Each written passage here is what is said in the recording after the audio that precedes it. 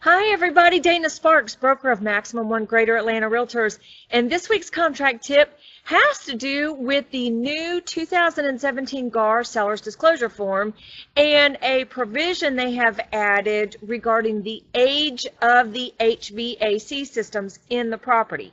So the question is, does a seller in the state of Georgia legally have to disclose the age of the HVAC system?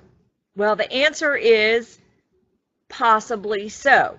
So the provisions have to do with the fact that in Georgia, a seller is required to legally disclose any latent or hidden material defects about the property.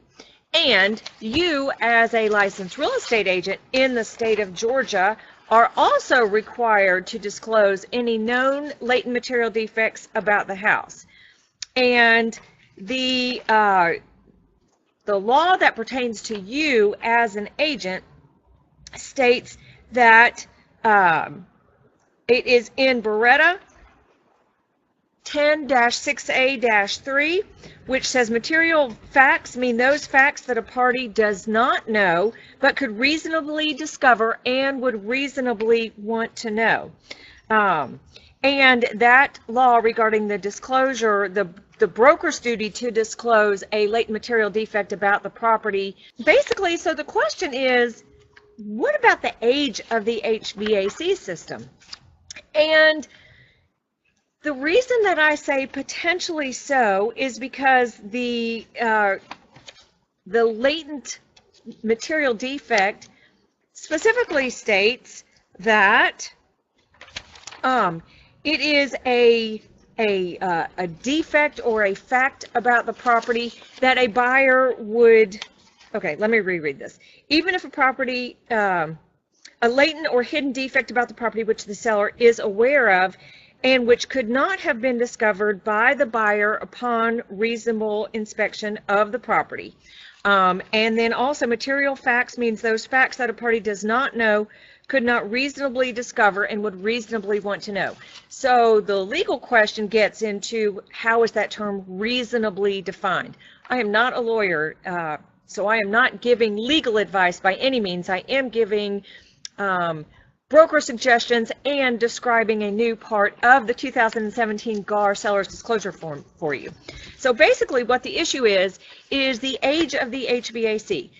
GAR had taken it out of the Seller's Disclosure Form and then has chosen to put it back in is due to the EPA changes in Freon. So due to the new EPA regulations governing Freon used in air conditioning and heating systems, the age now could potentially be considered something that the buyer would definitely reasonably want to know could affect the property. Regarding reasonable inspection, that's the question, but I'm not going to touch that. But let me tell you about the changes in the law regarding Freon if you are not aware of them. In 2010, Freon 22, the Freon that most consumers are familiar with, began being phased out due to the laws and regulations set forth by the EPA and the federal government. All manufacturers of air conditioning and heating equipment were required by law to only produce HVAC equipment that used the new environmentally friendly R-410A Freon. In other words, manufacturers were outlawed from even manufacturing equipment that used the R22 Freon. Freon manufacturers still produce R22 for servicing and repairs and will continue to do so until the year 2020. At that point, R22 will be completely obsolete and extinct.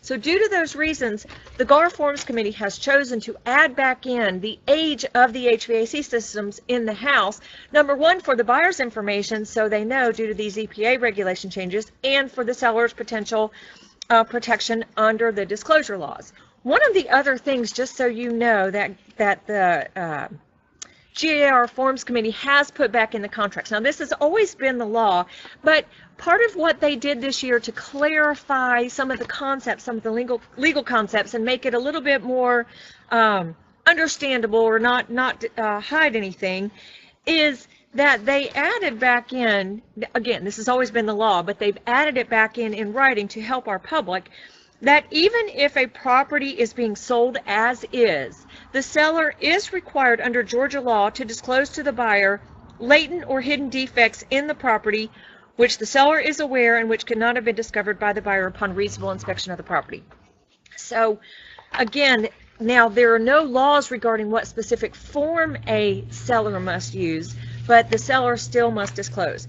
When you guys are working with the public, whether it be a seller or a buyer, make sure that you guys always use the consumer brochures that are designed to protect you as well as to inform the consumer. So for example, there is protect yourself when selling a home, protect yourself when buying a home.